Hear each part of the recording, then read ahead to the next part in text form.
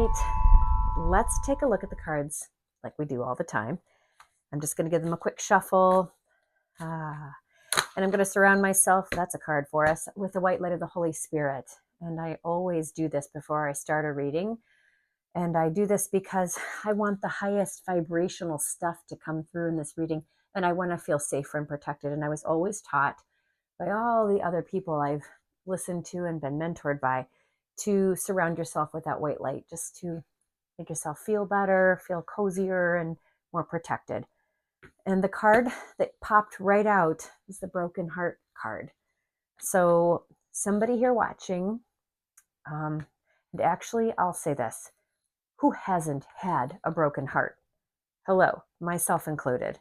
We've all had our hearts broken. I do believe this is a part of what we're doing here on this planet. We're not just here to experience the perfectness and the joy and manifest everything that our ego wants. We're here to really feel it, to feel all the feels.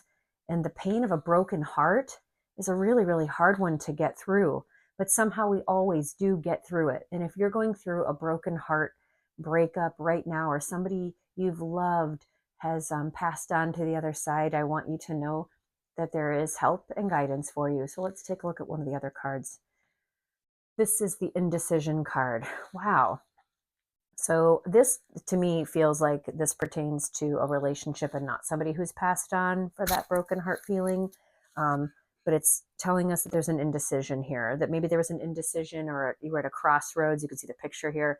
Maybe you were at a crossroads for a really long time in this relationship and didn't know which way to go. So you finally made that decision and it ended with a broken heart.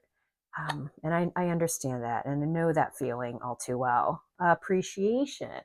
So to get out of the brokenhearted grief and heaviness, and you've made that decision, and you've made the breakup happen. Now it's time to start appreciating. And I know everybody's all about the gratitude. I was a little bit like toxic with my positive stuff for a while too. And yes, journaling your happy thoughts, talking about what's positive is a really great way to lift you up. But it's really hard to go from really being depressed and in full grief to let's appreciate things. So sometimes oftentimes I would tell my coaching clients and even my own two daughters, so let's take a look at what's happening. So you're in full grief, you're in deep depression. Let's get pissed off.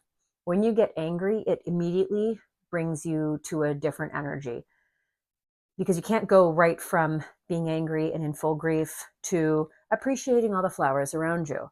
So I would often say even to my oldest one specifically, all right, let's get angry. And she's really good at getting angry. Oh, Anna, I love you so much, and you know that. And so let's get angry. Let's get pissed at that guy. Let's really talk about why the breakup happened and what led to it. And boy, we could just get on a roll. She would just start naming a million things, and I would be right there along with her getting angry.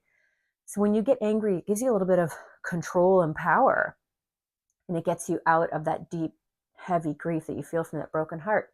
So then you can go to anger, right?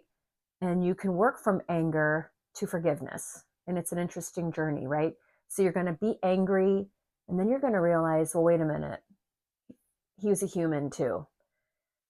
And I've made mistakes myself. And so the anger can move from that fierce energy of anger to let's forgive that person. Let's recognize that they're human just like you. And let's move beyond this. And by the way, I'm going through this really quickly because it's a reading on YouTube, but I don't want to have you here for 2 hours, right? But it's that evolution of emotion from, remember, deep depression, grief, brokenheartedness, get angry, get pissed, talk all about it, write about it. This might last for days. And then you can get to that forgiveness part.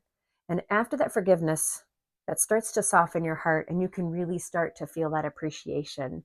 And this doesn't mean appreciation for him necessarily, or maybe it does, but it's really about appreciating everybody that you have in your life right now, everybody that loves you right now. I would have my daughter list all the people in her life. This is my oldest specifically. I would have her list all the people in her life that love her and that are still with her, no matter what, no matter the breakup, who cares, right? And appreciate all the stuff around you, the people, the stuff, the flowers, like in this picture, the house you live in, the car you might drive or might not drive, or the bike you might ride, or the job you might have, or anything that you can come up with to be appreciative for. And that helps move that energy up too.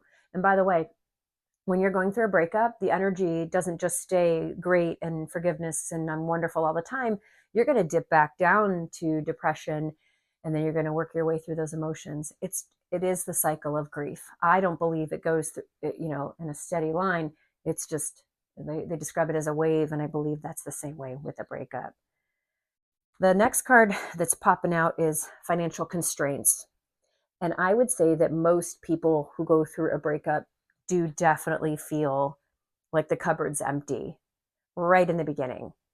But I know from experience, by the way, 2 divorces, I know from experience that the finances always come and abundance always shows itself again. But in that moment, you might be feeling it right now. You might be feeling, how am I going to do this? How am I going to make ends meet? There's always a way. Trust me. Wow. The angel of balance just popped up on the top here. So this is all about finding your balance, getting in balance. But it's also, anytime I see the angels in these cards, it's about asking the angels for help and guidance. And when you're feeling that heaviness and you're feeling those financial constraints and you're having a hard time getting up out of that bed every day, really call upon your angels.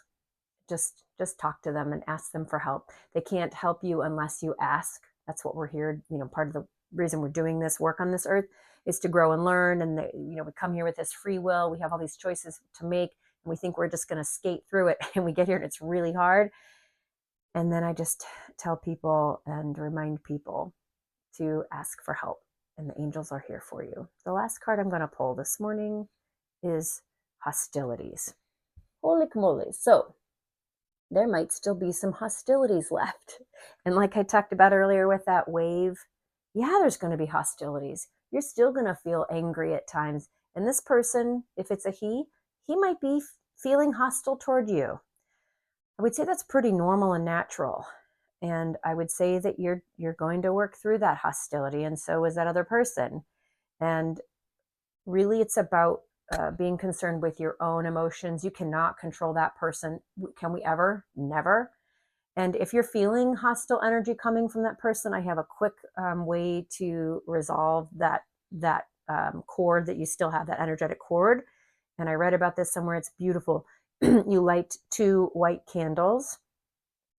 There's a string that you put between those candles. So I would think you put the string first, you light the candles, and you just ask God and the angels for a prayer to cut the cord of that connection to that person.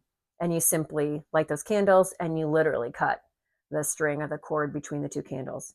You're done. So if there is a hostile energy coming from them, okay, but you're not going to accept it. You're not going to feel the energy of that because you're cutting that cord. Yeah, breakups are tough. We've all done them. We've all experienced them. Even if we've been happily married for 50 million years, I could bet you that every one of you has experienced a broken heart. Even if it was when you were 13 years old, it's still a broken heart. Here are the cards again for today. I leave you all with lots of love and know that I'll be here for you tomorrow.